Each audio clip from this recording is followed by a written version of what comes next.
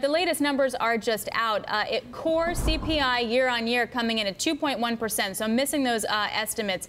And on a month-on-month perspective, CPI coming in at 1%, so disappointing. This is kind of what we saw with PPI yesterday. Not terrible, not a big decline, but disappointing on the margin. So core CPI month-on-month up 0.1%, and core CPI year-on-year up 2.1%. David, so I would say more or less consistent with the PPI numbers. Yeah, exactly. Not beating on the upside, not a huge miss on the downside, but a little bit more modest. You also have initial jobless claims, which are down a little bit to 2011. That's not a big change. But also, I wonder about this real average weekly earnings year over year, 0.4%.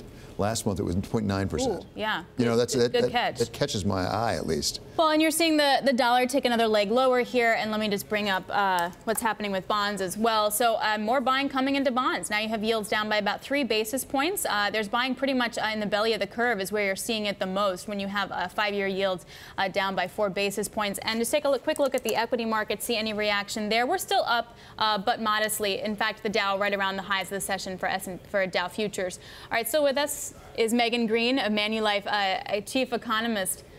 Where's the inflation?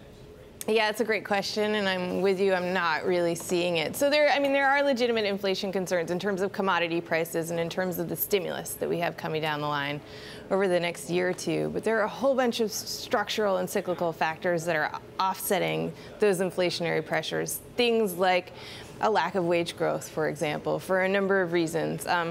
Also, we've had these positive supply side shocks to the economy, the tax bill deregulation, and we've got a big negative demand side shock in the economy in terms of the withdrawal of monetary accommodation. That's all disinflationary.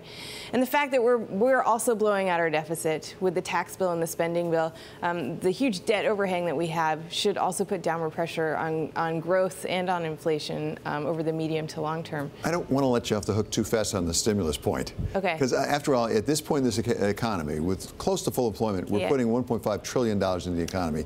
We're now into it a ways. I mean, we're more than a quarter into it. When are we going to start seeing that $1.5 trillion show up somewhere? So with the tax bill, it's 1.5 over 10 years, so that's going to be split up. We're only seeing a bit of it. I'd be much more worried about the spending bill, which is $350 billion over 2 years, and half of that goes to defense spending, which doesn't even factor into core PCE calculations, which is what the Fed's looking at. And so, only half of that will actually feed through into inflation, and that should put some upward pressure on inflation. So I'm not denying that there are inflationary pressures, and my call for this year is not disinflation or deflation. It is a mild acceleration of inflation.